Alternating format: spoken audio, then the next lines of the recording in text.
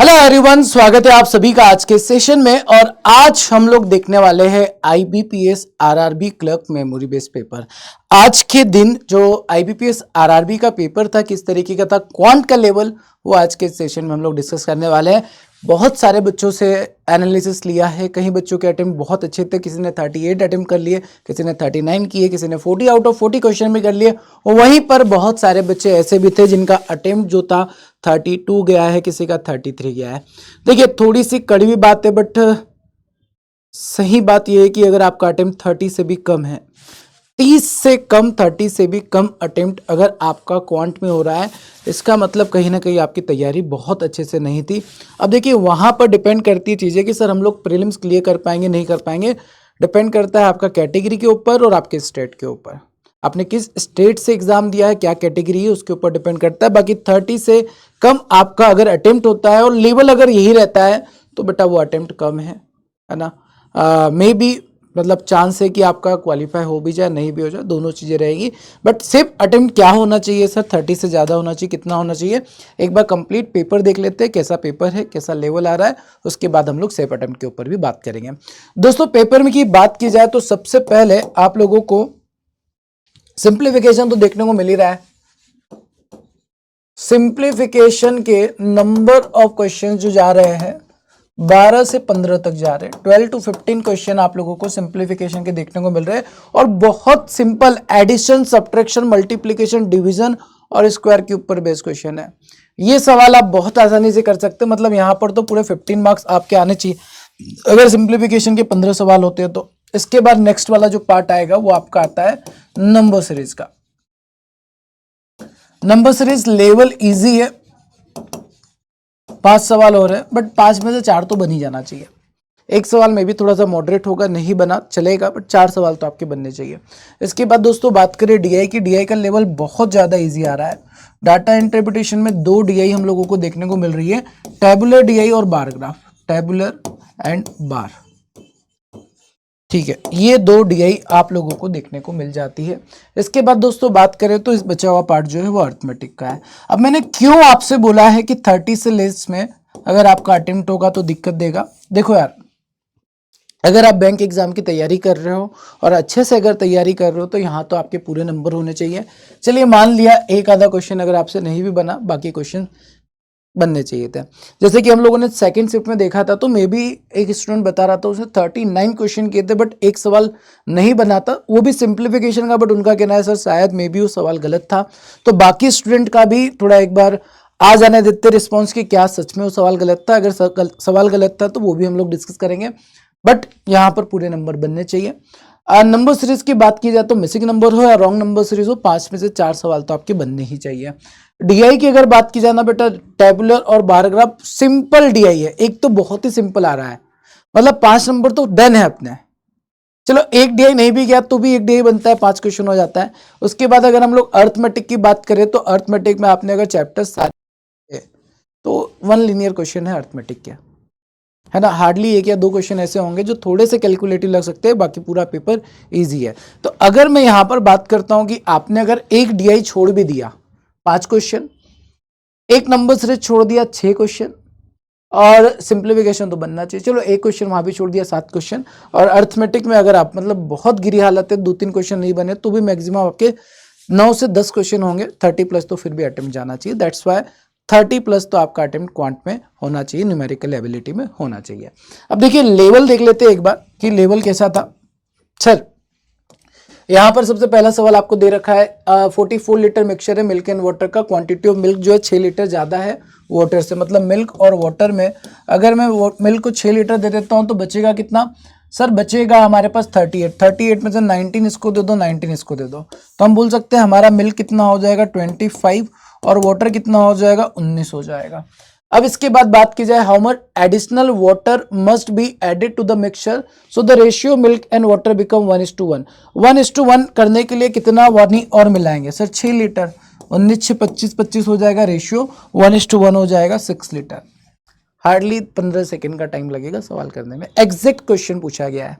आगे बढ़ते हैं, नेक्स्ट क्वेश्चन देखते हैं। अगला सवाल आपके सामने, अगर आपने प्रॉब्लम ऑन एजेस का क्लास कभी भी किया होगा तो ये टाइप का सवाल तो हर बार देखने को मिला है और हर बार एग्जाम में भी देखने को मिलता है। ए एंड बी का रेशियो आपको गिवन है 7:9, 7 और 9 का रेशियो दे रखा है। 6 years एगो, 6 साल पहले यही रेशियो 11 और 15 का था। अब अगर मैं यहां से यहां तक जाता हूं तो ये तो कम हो रहा है। अच्छा जी, रेशियो बैलेंस नहीं है, बैलेंस करना पड़ेगा। बैलेंस करने के लिए यहाँ पर डिफरेंस 4 का है, यहाँ पर डिफरेंस 2 का है, तो इसको 4 बनाने के लिए 2 का मल्टीप्लाई कर दो, 14 हो जाएगा, 18 हो जाएगा। 11 से 14 3 यूनिट, 15 से 18 3 यूनिट, 3 यूनिट आपका जो है वो रेशियो इंक्रीज हो रहा है। और नंबर ऑफ ईयर में 6 ईयर, तो यहाँ से हम लोग बोल सकते हैं 1 यूनिट का जो वैल्यू बनेगा वो 2 साल बनेगा। 1 यूनिट का वैल्यू जो रहेगा वो 2 ईयर रहेगा। The ratio of their ages was 11। What is the age after 6 year? ठीक है, तो 1 यूनिट का वैल्यू 2 है, तो 7 यूनिट का वैल्यू कितना हो गया? 14 हो गया। बट 6 साल बाद पूछा है। एक second, what will be the age of A after 6 year and present age of 7:9, मतलब 14 कर दिया, तो 14 2 28 is the present age of A का प्रेजेंट एज 28 होगा, बट हमसे 6 साल बाद पूछा है, तो 34 is the correct answer of this सवाल। ऑप्शन सी सवाल का सही आंसर हो जाएगा। अगेन 30 सेकेंड में करने लायक सवाल था। अब ये सवाल आपके सामने आया है कि भाई साहब 6 पेन 9 पेंसिल 150 रुपए में है, तो 3/4 of price of 12 pen 18 pencil. ये बताओ, 6 का डबल 12, 9 का डबल 12, 18, मतलब 150 का डबल 300 रुपए के दोनों मिलेंगे और इसका 3/4 निकालना है। That's it. 900 बट्टा 4, 900 में 4 से डिवाइड करेंगे, 450 का आधा 225, ऑप्शन नंबर डी। 10 सेकंड का सवाल है अर्थमेटिक का, ठीक है। तो अगर ऐसे सवाल आ रहे हैं तो बनना चाहिए यार। अगला सवाल, ए और बी ने पार्टनरशिप में पैसा लगाया, 2,1200 रुपये लगाए। ए एंड बी ने यहाँ पर 2,000 रुपये लगाए हैं, यहाँ पर 1,200 रुपये लगाए हैं, और इसके बाद अगर देखा जाए after 6 month be added additional 600 rupees. After 6 month be added additional 600 rupees for at the end of 1 year के लिए था, ठीक है। और टोटल प्रॉफिट आपको दे रखा था, ये पूरे 12 महीने के लिए पैसा लगाया। 6 से कैंसिल किया, 2 हो गया, ये हो गया 4,000, और यहाँ पर 12 और 18 कितना होगा? 3,000, मतलब रेशियो कितने का आ गया? 4 और 3 का रेशियो आ गया। 4 और 3 के रेशियो में 14,000 को डिवाइड करेंगे तो बी का जो पार्ट बनेगा 6,000 बन जाएगा। 6,000 सवाल का सही answer, option D is the right answer of this question. अगला सवाल, मेंसुरेशन से एक सवाल, अगर जिनका एग्जाम अपकमिंग शिफ्ट में आने वाला है, अपकमिंग डेज में आने वाला है, तो भाई मेंसुरेशन से 2D फिगर से सवाल डेफिनेटली देखने को मिलेगा। अब यहाँ पर बोला गया सर्कमफेरेंस ऑफ सर्कल, जैसे सर्कमफेरेंस पढ़ा, सर्कमफेरेंस लिख दो, कितना है? 264 है। यहाँ पर 11 से कैंसिल किया, 11 दूना 22, 4 से कैंसिल किया 6, 7 6 42, आर का वैल्यू 42 सेंटीमीटर हो गया है। अब रेडियस अगर 42 है तो रेडियस को अगर आप 50% बढ़ाएंगे तो 42 का 50% 21 हो जाएगा, 63 आपकी रेडियस हो गई है। न्यू सर्कमफेरेंस कितना होगा? न्यू सर्कमफेरेंस होगा 2 × 22/7 × 63, 9 दूना 18, 18 में 22 का मल्टीप्लाई किया, 18 दूना 36 का 6, 18 दूना 36 और 3, 396 आपका आंसर बन जाता है। दोस्तों अगले सवाल को देखते हैं। नेक्स्ट क्वेश्चन क्या बोल रहा है? On an article the shopkeeper mark the price 50% above the cost price. ये अगर 2A है तो ये 50% बढ़ा के 3A कर दिया। He allow discount of 40 rupees on mark price, इस पे 40 रुपए का डिस्काउंट दिया तो 3A - 40 कर दिया, और ऐसा अगर किया तो भी इसको 40% का प्रॉफिट हो रहा है, मतलब 2A का 140% इज इक्वल टू दिस।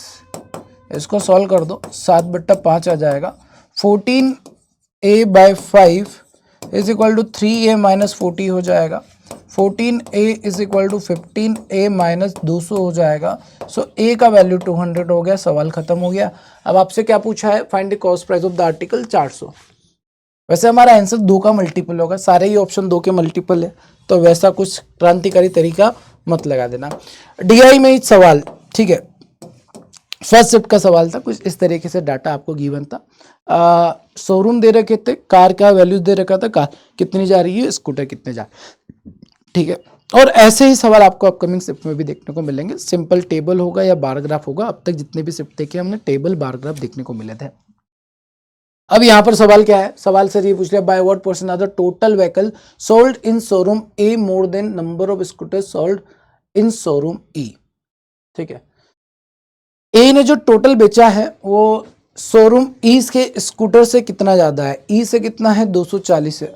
एक second, by what percent are the total vehicle sold in showroom A, showroom A से बात कर रहा है ना, टोटल व्हीकल कितने बेच रहा है शोरूम ए, शोरूम ए से टोटल व्हीकल बेचे जा रहे हैं 300, 400, 500, 600, और ये जो 600 है ई के द्वारा बेचे गए स्कूटर, ई से स्कूटर 240 है, तो ये इससे कितना ज्यादा है गुरुजी? अगर हम लोग 6 से 12 से कैंसिल करेंगे 5 होगा, 12 दूना 24, तो ये कितना हो जाएगा 3/2 इंटू 100। आप अगर इसको सॉल्व करेंगे तो 50 दिया 150%। Option C is the right answer of this सवाल, सी सवाल का सही आंसर बन जाएगा। अगला सवाल रेशियो का पूछा होगा, हाँ रेशियो ही है। What is the ratio of total car sold in showroom A and E together? A and E car कितनी बेची गई है? 480 बेची गई है। To the number of scooter sold in showroom C, showroom C में स्कूटर कितने बेचे गए? 560 बेचे गए। यहाँ पर अगर आप निकालेंगे 8 6 48, 8 7 56, 6 और 7 का रेशियो होगा, ऑप्शन नंबर ए आंसर हो जाएगा। इफ शोरूम, अब देखो यार कुछ सवाल तो ऐसे होंगे जो थोड़े से, मतलब डीआई में अगर 5 सवाल है तो एक आधा सवाल तो ऐसा होगा जो लैंग्वेज के अकॉर्डिंग थोड़ा लेंथी हो सकता है, मतलब इसका लैंग्वेज थोड़ा सा as compare to other question बड़ा हो सकता है। यहाँ पर बोला गया if showroom F sold 9.09% more car than showroom A, showroom F जो 9.09 का वैल्यू कितना होता है गुरुजी? 9.09 का वैल्यू 1/11 होता है।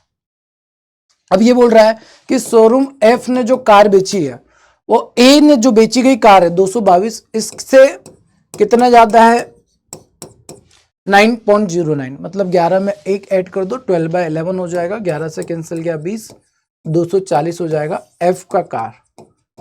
And sold 30 more scooter than B, B ने जो स्कूटर बेचे हैं उससे 30 ज्यादा बेचे हैं, तो इसने स्कूटर बेचे 360।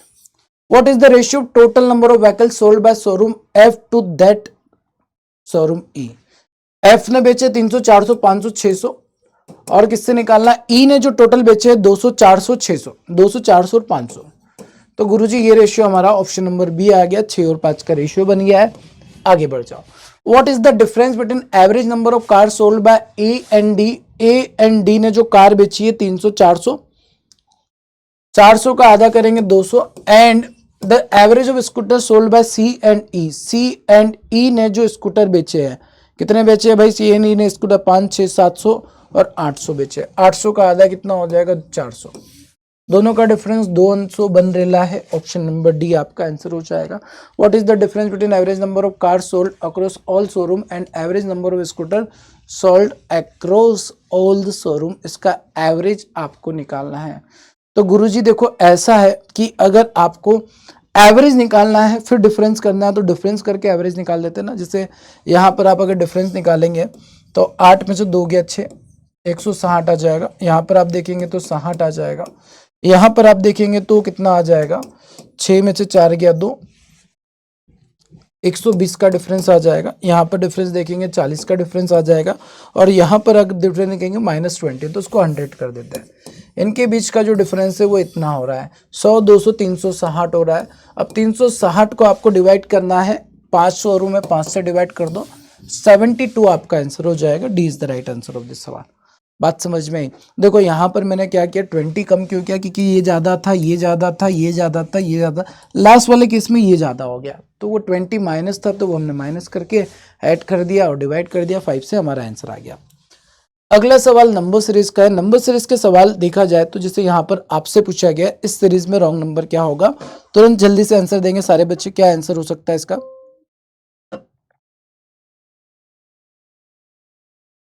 इस सीरीज में आपको बताना है कौन सा ऐसा नंबर है जो रॉन्ग है। अब ये आपको अगर याद होगा, आपने अगर क्लासेस रेगुलर किए होंगे, ठीक है, अगर आपने डेली क्लासेस किए होंगे तो आपको ये बात पता होगी। हम लोगों ने एक आमना सामना सेशन किया था सचिन सर और मैंने, और वहाँ पर ये पैटर्न आपको बोला था एक सवाल 100% ये क्वेश्चन आएगा। अगर आपको याद है तो कमेंट करके जरूर बताना, बोला था मैंने और आया भी है। देखो 2 का स्क्वायर, 3 का स्क्वायर, 4 का स्क्वायर, 5 का स्क्वायर और 6 का स्क्वायर 36 हो जाएगा। और सर 206 में 36 ऐड करेंगे तो 240 कल्प्रीट है, ऑप्शन नंबर है। अब यार ये सवाल मिसिंग में पूछे, रॉन्ग नंबर सीरीज में पूछे, कोई फर्क नहीं है, मिसिंग में पूछेगा तो भी उतना ही टाइम लगेगा, रॉन्ग नंबर सीरीज में सवाल पूछ ले तो भी हमको इतना ही टाइम लगना चाहिए। नेक्स्ट क्वेश्चन आपको दिया है 16, 19, 24, 30, 42, 55। यहां पर आपको ढूंढना है रॉन्ग टर्म क्या मिलने वाली है। क्या दिख रहा है सर? सीरीज दिख रही है। सिंपल, देखकर आपने सीरीज को देखा, सीरीज ने आपको देखा, देखकर समझ में आता है। सीरीज धीरे धीरे आगे बढ़ रही है। 3 का एडिशन है, फिर उसके बाद 5 का एडिशन है, उसके बाद 6 का एडिशन है, उसके बाद 12 का एडिशन है, और ये क्या हो गया 13 का एडिशन। कुछ भी ऐड हो रहा है यहाँ पर। 3 के बाद 5, मेरे हिसाब से सर यहाँ पर है ना 7 ऐड होना चाहिए। तो 24 और 7 कितना होगा? 31 होगा। तो ये अपने आप कितना हो जाएगा? 11 हो जाएगा। और ये जो सीरीज चल रहा है वो प्राइम नंबर सीरीज हो जाएगा। इसका मतलब कल्प्रिट कौन है? 30। 30 की प्लेस पर क्या आना चाहिए था? 31 आना चाहिए था।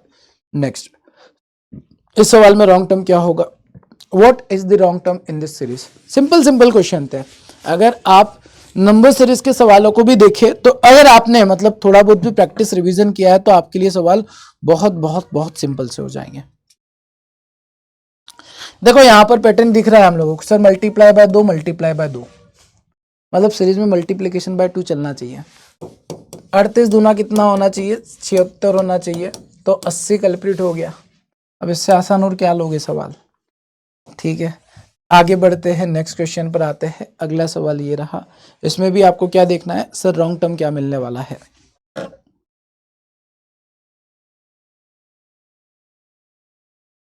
मिल गया 200, 104, 56, 32, 18। ये तो क्लियर है सर, यहाँ पर मल्टीप्लीकेशन नहीं डिफरेंस देखना है। डिफरेंस अगर आप देखोगे तो 96 का डिफरेंस होगा, 48 का डिफरेंस होगा, 6 में से 2 गया 4, 5 में से 3 गया 2, 24, 96, 48, 24, 12 का डिफरेंस और 6 का डिफरेंस होना चाहिए। 12 कम करोगे तो 20 होगा। 18 कल्प्लीट हो गया। Option number D is the right answer of this question.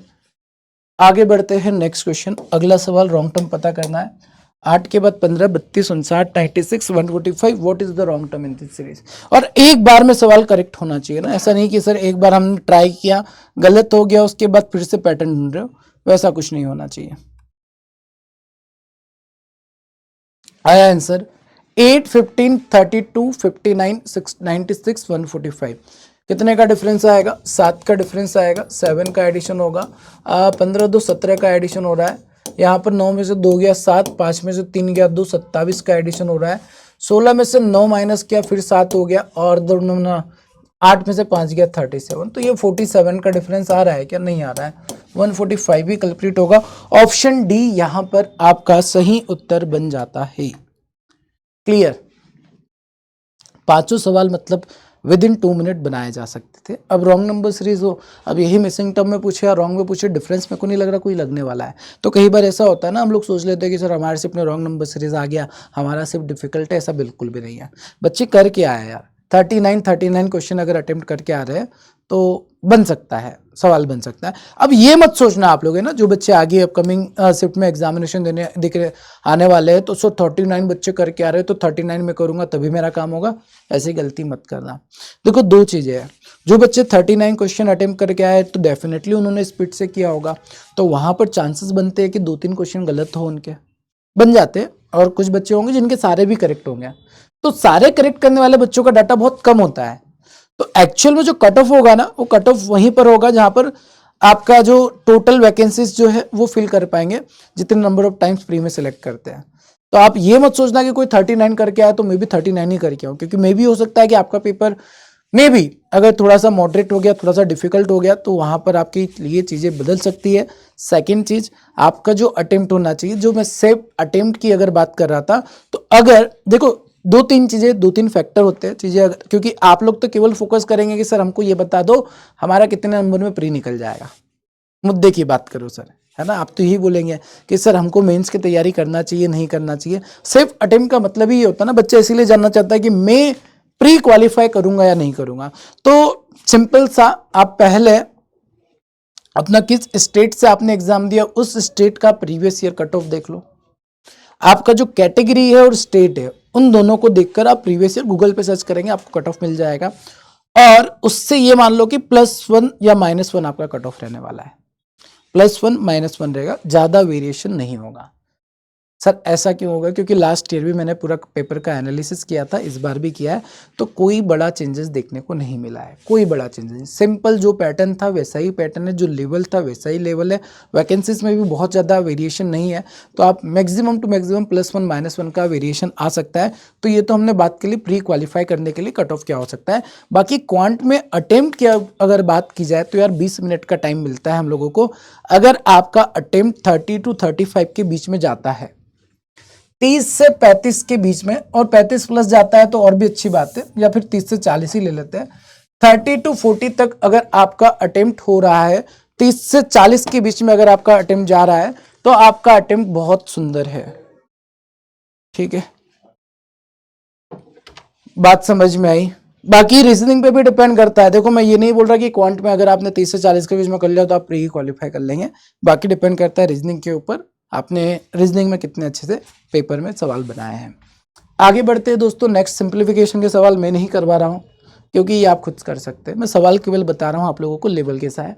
जैसे इस सवाल में अगर कैलकुलेशन की बात की जाए, थोड़ा कैलकुलेशन भी करना पड़ा, तो केवल इसको देखना है कि 841 जो है 29 का स्क्वायर रूट होता है, सिंपल। हालांकि इससे भी इजी क्वेश्चन थे। मैंने जो बच्चे से बात किया था ना, तो उसने जो सवाल बताया था तो वो तो मेरे को इतना इजी लगा कि मैंने सोचा कि थोड़ा सा बड़ा नंबर ही ले लेते हैं, इतना छोटा सवाल क्लास में कराना ठीक नहीं रहेगा। तो यहाँ पर केवल आपको क्या देखना था, 841 किसका रूट है, 29 का। अगर ये चीज़ आपको पता है, सवाल आपके लिए आसान हो जाएगा। सेकेंड, यहाँ पर 784 किसका रूट होता है, 961 किसका रूट होता है, 961 31 का होता है, 784 जो है 28 का होता है। पिक्चर खत्म। ये तो आप कर ही लोगे, बस ध्यान रखना है कि क्यूब रूट निकालना है, जो भी वैल्यू आएगा कर सकते हैं।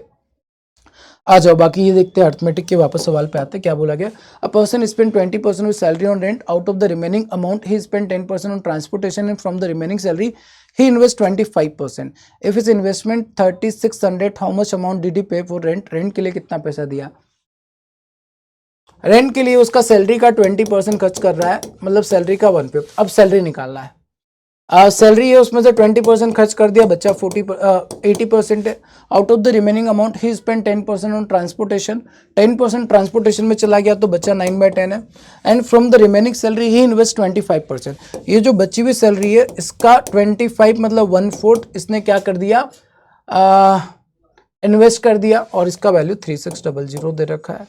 36 से 36 चला गया, 5 चौक 20 में 10 का मल्टीप्लाई करेंगे 200, 200 के आगे 2 जीरो लगाएंगे, 200 के आगे 2 जीरो लगाए तो सैलरी था 20,000, और 20,000 का 1/5 निकालेंगे तो आ जाएगा 4,000। Option C. बहुत सारे क्वेश्चन किए यार इस टाइप के, तो ये तो बनना चाहिए। ट्रेन का एक सवाल कंफर्म है, ट्रेन बोट एंड स्ट्रीम से सवाल आ ही रहे हैं। जैसे मेंसुरेशन हो गया, वहां से आना है, प्रॉफिट एंड लॉस से आना है, ट्रेन से आना है, बोट एंड स्ट्रीम से आना है, टाइम एंड वर्क से आना है, पाइप एंड सिस्टम से सवाल आ रहा है। A train can travel 480 kilometre in 6 hour, मतलब ट्रेन का जो स्पीड है 6 × 48, 80 किलोमीटर पर आवर्स की ट्रेन की स्पीड है। The ratio of speed of बस टू बाइक 7:11, बस और बाइक की बात कर रहा है, ट्रेन का बोल रहा है। इफ द स्पीड ऑफ बस is 7/8 of the speed of train, बस का स्पीड कितना हो गया, 7/8 मतलब 70 हो गया।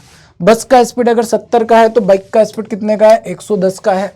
Find the difference between the speed of bike and speed of train, दोनों के बीच का डिफरेंस 40 किलोमीटर पर आवर्स का आएगा। Option C is the right answer of this सवाल। सी सवाल का सही आंसर होगा। इसके अलावा बेटा सिंप्लीफिकेशन के सवाल देखो, ये ऐसे सवाल भी है। अब ये करवाने वाले नहीं है, आप केवल लेवल देखो कि कैसे लेवल के सवाल सिंप्लीफिकेशन के देखने को मिल रहे हैं। ये पिद्दू से लेवल, मतलब आंखों ही आंखों में आप बोलेंगे 48 हो गया, 400 हो गया, -420 हो गया। बताओ आपका आंसर ओरली नहीं आ जाएगा कि सर इस सवाल का जो आंसर बनेगा 28 हो जाएगा। इसमें दिमाग भी नहीं लगाया मैंने, केवल लिखा है, जो बोला है वो आंसर आ गया। तो ऐसे सवाल आ रहे हैं सिंप्लीफिकेशन के, जहां से आपको पूरे नंबर उठाने हैं, एक नंबर भी कम नहीं हो सकता है। ठीक है, क्लियर है। तो ये था ओवरऑल पेपर। अब देखिए जिनका अपकमिंग डेज में एग्जामिनेशन होने वाला है, बहुत सारे बच्चे भी बाकी जिनका अपकमिंग डेज में एग्जाम होने वाला है, आपको किन किन बातों का ध्यान रखना है।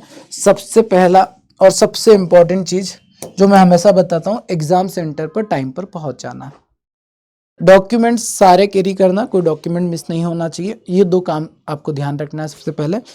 अब वहां सेंटर पे पहुंचने के बाद जो भी प्रोसेस चल रहा है पैनिक नहीं होना है, किसी और को नहीं देखना है, आपको अपनी तैयारी पे भरोसा होना चाहिए। सेंटर हॉल में जाओ, बैठो, सारी जो भी वेरिफिकेशन वगैरह प्रोसेस होती है वो प्रोसेस कंप्लीट करो। पेपर स्टार्ट होता है तो स्टार्ट करते से कुछ ज़्यादा मत सोचना, क्योंकि पेपर में वही चीज़ें मिलने वाली है जो आपने पढ़ी है। इसलिए मैं बार बार इस सेशन में यही चीज़ बोली है मैंने कि जो बच्चे पढ़ने वाले हैं उनके लिए पेपर इजी होगा। अब यहाँ पर कुछ बच्चे डेफिनेटली बोल सकते हैं कि सर आपको क्या पता, पेपर तो डिफिकल्ट था, हम देकर आए पेपर। ठीक है, बच्चे होते हैं, क्योंकि जो बच्चे अटेम्प्ट नहीं कर पाते वो अपनी गलती नहीं देखते कि उनकी तैयारी अच्छी नहीं थी। क्योंकि ऑब्वियसली अगर जैसे सिंप्लीफिकेशन के सवाल की अगर मैं बात करता हूँ ना बेटा, तो यहाँ पर भी ये सवाल को भी बच्चे डिफिकल्ट बोल सकते हैं, कोई बड़ी बात नहीं। नंबर सीरीज के जो सवाल हमने किए हैं उसको डिफिकल्ट बोल सकते हैं, ऑब्वियसली बोल सकते हैं। जैसे ये सवाल है, अब जिस बच्चे ने 30 तक स्क्वायर याद ही नहीं किया है वो क्या बोलेगा, सर पेपर तो डिफिकल्ट था, इतना बड़ा रूट पूछ लिया है। तो वो डिपेंड करता है ना तैयारी के ऊपर। तो कुछ बच्चे डेफिनेटली बोलेंगे कि सर हमारे तो कम अटेम्प्ट हुए, हमारे अकॉर्डिंग तो पेपर डिफिकल्ट था। बेटा एक्सेप्ट करो आपकी तैयारी उस लेवल की नहीं थी। मे भी आप अभी बोल देंगे कि पेपर डिफिकल्ट था, मैं आपकी बात मान भी लेता हूँ, चलो पेपर डिफिकल्ट था, रिजल्ट आएगा, रिजल्ट वाले दिन फिर आपका क्यों नहीं हुआ, पेपर डिफिकल्ट तो सभी के लिए होना चाहिए था। बाकी बच्चे कैसे स्कोर करेंगे। सेम चीज आईबीपीएस क्लर्क में भी हुआ था। आईबीपीएस क्लर्क का पेपर एकदम हलवा आया था, बट कुछ बच्चों का यही कहना था नहीं सर पेपर डिफिकल्ट था, और जब स्कोर कार्ड आया तो 40 आउट ऑफ 40 मार्क्स लेकर आ रहे बच्चे। कहां से लेकर आ रहे फिर वो, पेपर डिफिकल्ट था। तो अगर आपको पेपर डिफिकल्ट लग रहा है तो मैं तो यही कहूंगा बेटा तैयारी पूरी नहीं है, अपनी गलतियों को एक्सेप्ट करो, उस पर मेहनत करो, है ना। और 30 प्लस तो आपके अटेम्प्ट होने चाहिए, आपका मैथ्स कैसा भी हो। मतलब अगर आपने तैयारी भी की है ना, सिंप्लीफिकेशन 15 नंबर दे रहा है, 4 नंबर आपको नंबर सीरीज दे रहा है, तो 20 में से 19 नंबर तो यही बन रहा है आपके बच्चे पे। 11 नंबर में भी पता है एक डीआई बना दिया तो 5 नंबर तो ही मिल गया। 5 से क्वेश्चन अर्थमेटिक के नहीं बना पाओगे, कब से पढ़ रहे हो।